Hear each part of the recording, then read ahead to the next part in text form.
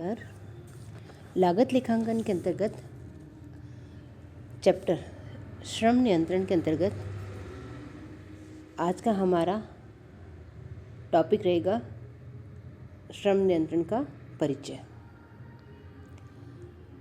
श्रम को हम लागत का दूसरा तत्व मानते हैं। यह प्रथम तत्व जो कि सामग्री तत्व है उससे भी अधिक महत्वपूर्ण माना जाता है, क्योंकि उत्पादन से संबंधित समस्त कार्य को करने के लिए श्रम की आवश्यकता होती है, जो कि उत्पादन कार्य के प्रारंभ से लेकर अंत तक लगाना आवश्यक होता है। इसलिए यह हमारा एक बहुत ही महत्वपूर्ण तत्व माना जाता है। कच्चा माल लाना हो, चाहे उसको निर्मित माल में परिवर्तित करना हो, चाहे उसको एक विभाग से दूसरे विभाग में हस्तांतरित करना हो, कोई भी कार्य हो, इन सब को करने के लिए श्रम की आवश्यकता होती है। इसलिए यह हमारा बहुत ही महत्वपूर्ण तत्व माना जाता है। मजदूरी का बताया गया था। मजदूरी दो प्रकार की होती है, एक प्रत्यक्ष और दूसरी अप्रत्यक्ष। इसी को मद्देनजर रखते हुए श्रम को भी हम दो भागों में बांट सकते हैं, एक प्रत्यक्ष श्रम, दूसरा अप्रत्यक्ष श्रम। प्रत्यक्ष श्रम वह है जिसे प्रत्यक्ष रूप से विशिष्ट लागत इकाइयों से संबंधित किया जा सकता है, जबकि अप्रत्यक्ष श्रम वह है जिसका प्रत्यक्ष बंटवारा संभव नहीं है, अर्थात वह किसी लागत इकाइयों से संबंधित नहीं किया जा सकता या अन्य उपकार्यों में आसानी से नहीं बांटा जा सकता। तो ऐसी स्थिति में हम इसे अप्रत्यक्ष श्रम कहते हैं। किसी वस्तु के निर्माण में मजदूरों पर होने वाली लागत तभी निश्चित हो सकती है जब प्रत्यक्ष एवं अप्रत्यक्ष दोनों प्रकार के श्रमिकों पर नियंत्रण के संबंध में प्रभावी योजना कार्य कर रही हो।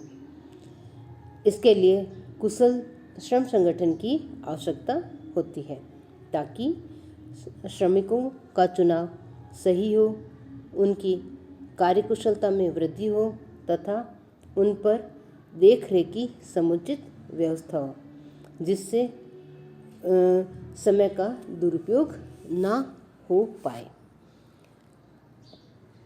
तो इसके लिए जो श्रम संगठन की व्यवस्था है वो अनेक तत्वों पर निर्भर करती है। उसमें पहला हमारा जो तत्व है वो श्रमिकों का चुनाव तथा उनकी नियुक्ति करना। नेक्स्ट है श्रमिकों के समय पर नियंत्रण तथा उनका लेखा रखना, विशेष प्रकार के श्रमिक एवं उनके लागत का विश्लेषण। नेक्स्ट आता है हमारा श्रमिकों की मजदूरी की राशि का निर्धारण एवं वितरण, और लास्ट में हमारा आएगा कार्य एवं विधि अध्ययन। तो इन सब बातों को ध्यान में रखते हुए हम श्रम संगठन की व्यवस्था करते हैं। तो पहला हम तत्व जो है उसको लेते हैं श्रमिकों का चुनाव तथा उनकी नियुक्ति। कि श्रमिकों का चुनाव और उनकी नियुक्ति के लिए उनकी नियुक्ति करनी पड़ती है। उनकी निकासी, स्थानांतरण, पदोन्नति आदि का कार्य करने के लिए एक अलग से पर्सनल डिपार्टमेंट कार्य करता है, जिसका अधिकारी हमारा पर्सनल ऑफिसर या उसको श्रम अधिकारी भी कहते हैं। वही श्रमिकों से संबंधित सारे कार्यों की देखरेख करता है। तो इसके लिए श्रमिकों की नियुक्ति के लिए सबसे पहले हम विज्ञापन द्वारा आवेदन प्राप्त करते हैं,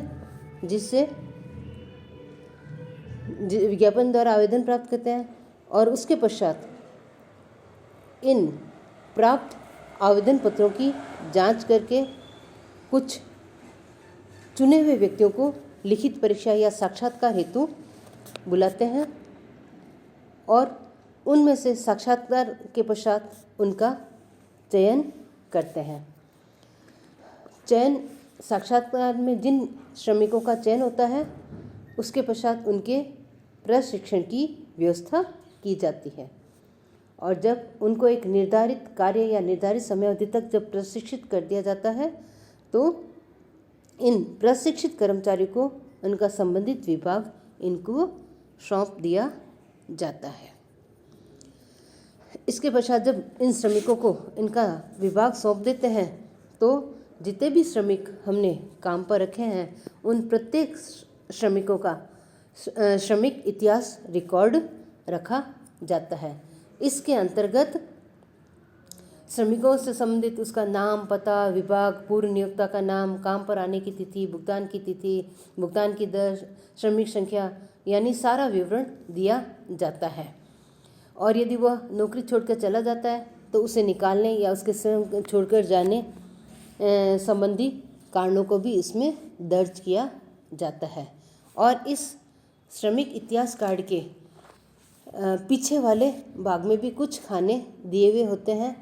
इस खानों के अंतर्गत श्रमिक को उसका कितना अवकाश अधिकृत है, उसमें कितना स्वीकृत है, और उसके जो चिकित्सा एवं अन्य लाभों संबंधी सूचनाएं भी उस पर दर्ज की जाती हैं।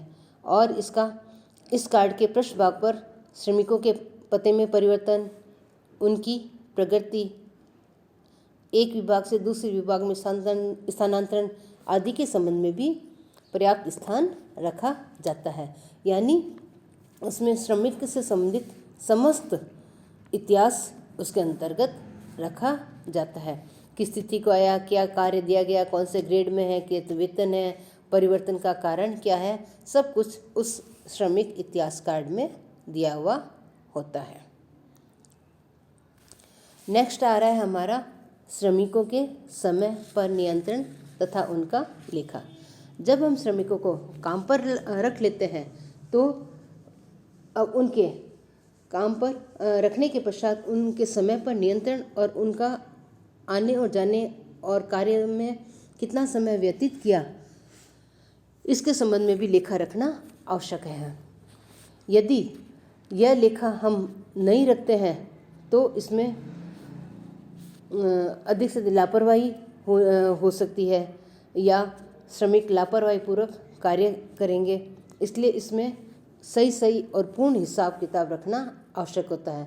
नहीं रखने पर इसमें समय और पैसे दोनों से संबंधित हानि हो सकती है, लापरवाही हो सकती है या गबन भी हो सकता है। इसलिए श्रमिकों के संबंध में नियंत्रण और उनका लेखा रखना आवश्यकता है।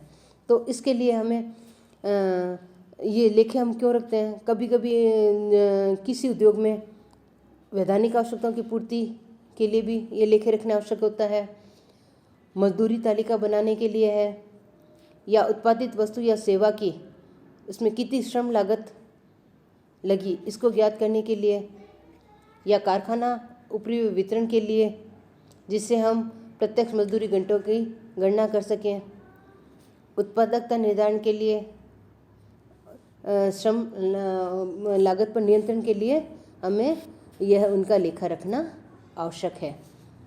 तो इनका लेखा हम दो प्रकार से रख सकते हैं। एक तो उपस्थिति का रिकॉर्ड, दूसरा उपकार्य पर व्यतीत किए गए समय का रिकॉर्ड। तो उपस्थिति का रिकॉर्ड रखने के लिए हमें 2-3 विधियाँ हैं। उसके आधार पर श्रमिक कैसे कितने समय के लिए उपस्थित रहा, कब आया कब गया, उससे संबंधित जो रिकॉर्ड रखा जाता है उसके लिए हमारा सबसे पहली जो विधि है वो है उपस्थिति रजिस्टर। इस रजिस्टर में कारखाने के द्वार पर ही एक उपस्थिति रजिस्टर रख दिया जाता है जिसमें जो भी श्रमिक आता है आते ही सबसे पहले उस उपस्थिति रजिस्टर में प्रत्येक श्रमिक का नाम लिखा हुआ होता है। तो जैसे ही कोई श्रमिक कारखाने में एंटर होता है आते ही वह अपने नाम के सामने उस खाने में समय दर्ज कर देता है और हस्ताक्षर भी कर देता है, और वापस जाते समय भी वो समय दर्ज कर देता है। इसके लिए गेट के पास एक घड़ी लगी होती है तो उस घड़ी में देकर वो उसमें समय दर्ज कर देता है, जिससे ये उपस्थिति रजिस्टर संगारित होता रहता है। नेक्स्ट आता है हमारा धातु के टिकट। उपस्थिति रिकॉर्ड रखने के लिए धातु के टिकटों का भी काफ़ी प्रचलन है। इस तरीके के अंतर्गत प्रत्येक श्रमिक को उनकी संख्या अनुसार एक धातु का टिकट बांट दिया जाता है या दे दिया जाता है। इस टिकट पर उनकी श्रमिकों की संख्या अंकित होती है।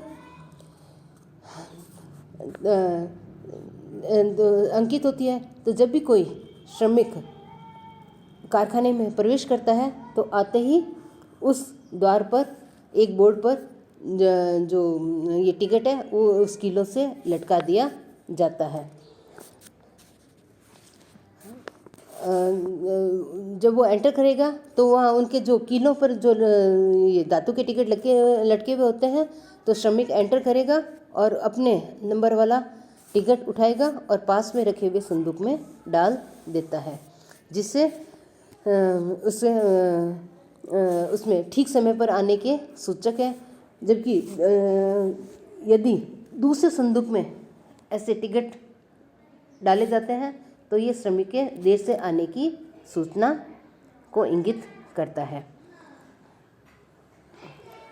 यानी एक निर्धारित समय तक जो श्रमिक आता है वो प्रथम संदूक में ये धातु का टिकट डालता है और वो निर्धारित समय अवधि बीते ही वो संदूक हटा लिया जाता है और उसके स्थान पर दूसरा रख दिया जाता है।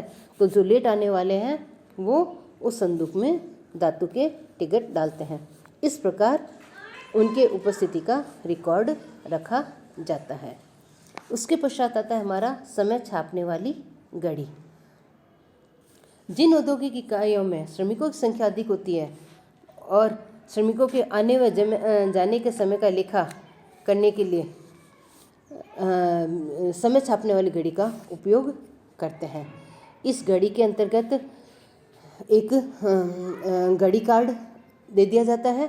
उस घड़ी कार्ड में श्रमिक की संख्या, नाम, पद, मजदूरी, सप्तांत में कार्य के घंटे, अधिसमय और उसका योग दिया जाता है और एक तालिका बना दी जाती है। पूरे सप्ताह का सोम से लेकर शनिवार तक, सोम, मंगल, बुध, गुरु, शुक्र, शनि दिन आ गया, फिर उसके कॉलम बन जाते हैं। किस समय प्रवेश किया, किस समय निकास हुआ, फिर किस समय प्रवेश किया, किस समय निकास किया, इस तरह से उसका योग कर लिया जाता है और इस तरह से उसकी कितनी शुद्ध मजदूर की राशि बनती है वो नीचे लिख दी जाती है और उस मजदूर के साइन करवा लिए जाते हैं। इस तरह से हम इस समय छापने वाली घड़ी के द्वारा उनकी उपस्थिति का रिकॉर्ड रखते हैं। जब भी कोई श्रमिक द्वार में प्रवेश करता है तो द्वार के पास लगी हुई समय छापने वाली घड़ी की जीरी में अपने कार्ड को रखकर उस पर प्रवेश का समय छपवा लेता है। इसी प्रकार प्रत्येक श्रमिक अपने अपने कार्ड का प्रवेश का समय सही समय छपवाते रहते हैं तथा कार्ड को अपने साथ ले जाते हैं। कारखाने से बाहर आने पर भी श्रमिक अपने कार्ड पर घड़ी के द्वारा वापसी का सही समय छपवा लेते हैं। यह क्रम सप्ताह भर तक चलता रहता है। सप्ताह के अंत में श्रमिकों के उस सप्ताह के कार्ड एकत्रित कर लिए जाते हैं जिस पर उनके आने व जाने का समय अंकित था और अगले सप्ताह के लिए फिर से नया कार्ड दे दिया जाता है। इस प्रकार उनका रिकॉर्ड रखा जाता है। नेक्स्ट आता है हमारा किसी उपकार्य पर व्यतीत किए गए समय का रिकॉर्ड। इसमें श्रमिकों के प्रवेश एवं निकास के समय का लेखा करने मात्र से ही श्रमिकों का पर पूर्ण नियंत्रण नहीं रखा जा सकता। इसके साथ साथ हमें यह भी देखना पड़ता है कि उसने उपकार्य पर कितना समय व्यतीत किया है। तो उपकार्य पर व्यतीत किए गए समय का लेखा रखना अति आवश्यक है, जिससे हमें पता चल सके कि उस उपकार्य पर कितने समय में उस उपकार्य कितने समय में पूरा हुआ तथा उस पर क्या लागत पड़ी। इसके अलावा उसको पूरा करने में श्रमिक ने प्रमाव समय में से कितना समय बचाया है तथा कितना वो बोनस का अधिकारी है। इसके द्वारा हम कुशल तथा अकुशल श्रमिकों में अंतर भी कर सकते हैं तथा कार्यहीन समय का भी पता चल जाता है। इसके साथ साथ इससे लागत का विश्लेषण एवं तुलनात्मक अध्ययन भी संभव हो सकता है। तो दैनिक उपकार्य पर व्यय किए गए समय का लेखा रखने की 3 विधियां प्रचलित है। एक तो है दैनिक समय पत्रक, दूसरा है साप्ताहिक समय पत्रक और तीसरा है उपकार्य कार्ड। सबसे पहले जब हम दैनिक समय पत्रक लेते हैं तो उसके अंतर्गत समय की श्रमिक की संख्या, नाम, विभाग का नाम, सप्ताह संख्या और दिनांक ये सारा लिखा हुआ होता है। इसमें श्रमिक जो किस समय उसने कार्य प्रारंभ किया और किस समय समाप्त किया, ये कितने घंटे कार्य किया, किस दर से किया और टोटल लागत कितनी आई, ये इसमें पूरा विवरण दिया हुआ होता है। दैनिक समय पत्रक में जो भी प्रविष्टियाँ की जाती है उसे फॉरमैन द्वारा प्रमाणित करते हैं। यदि कोई श्रमिक अप्रशिक्षित है तो फॉरमैन की सहायता से भी इसको भरा जा सकता है। यदि दैनिक समय पत्रक और समय की द्वार पर रखे गए उपस्थिति के लेखे से यदि तुलना की जाए तो दोनों में एक ही समय पाया जाना संभव नहीं है। तो अतः दोनों का जो अंतर है वही हमारा कार्यहीन समय माना जाएगा। नेक्स्ट हमारा उसमें आता है साप्ताहिक समय पत्रक। जब उपकार्य पर खर्च किए गए समय का दैनिक लेखा रखना उपयोगी न हो तो वहाँ पर ऐसे समय का लेखा हम साप्ताहिक पत्रक के द्वारा किया जाता है।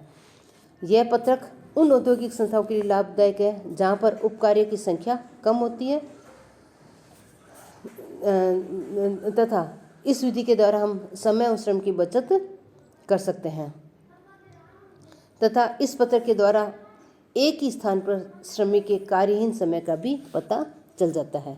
इस साप्ताहिक समय पत्र में भी हम श्रमिक का नाम, संख्या, विभाग, सप्ताह संख्या, पद और चूँकि ये साप्ताहिक है तो इसका जो विवरण बनता है उसमें सप्ताह के सभी दिनों का नाम, सोमवार से लेकर शनिवार तक नाम हो गया, उपकार्य का नाम आ गया, समय की तय, पहले प्रारंभ किया गया, पहले समाप्त किया गया, बाद में प्रारंभ, उत्तरार्ध में प्रारंभ किया गया, फिर समाप्त किया गया, कितना समय व्यतीत किया, प्रमाण समय क्या था, दर कितनी थी और राशि कितनी थी।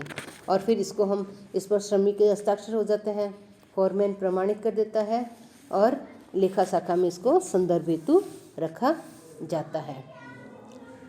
लास्ट में इसका हमारा आ रहा है उपकार्य पत्रक।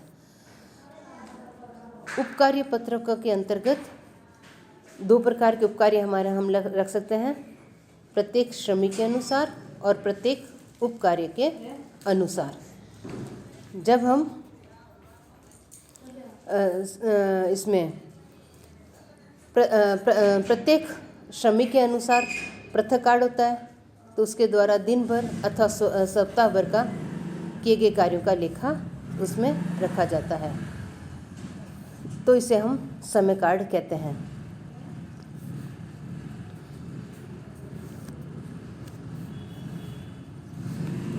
जहाँ पर श्रमिकों को मजदूरी का भुगतान समय के आधार पर नहीं बल्कि कार्य के आधार पर किया जाता है तो ऐसी स्थिति में जो श्रमिक होते हैं उनको उजरती श्रमिक या पीस वर्कर कहते हैं।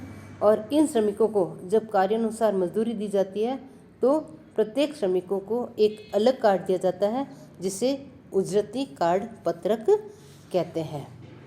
इस पत्रक के आधार पर श्रमिकों को मजदूरी चुका दी जाती है तथा जब श्रमिक कार्यानुसार मजदूरी प्राप्त करते हैं तो सामान्यतः उनके आने व जाने के समय का लेखा रखना आवश्यक नहीं होता है।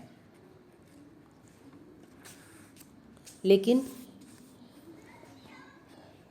उत्पादन में बाधा और उत्पन्न न हो, उपकार्य पर खर्च किए गए समय का लेखा रखना आवश्यक होता है।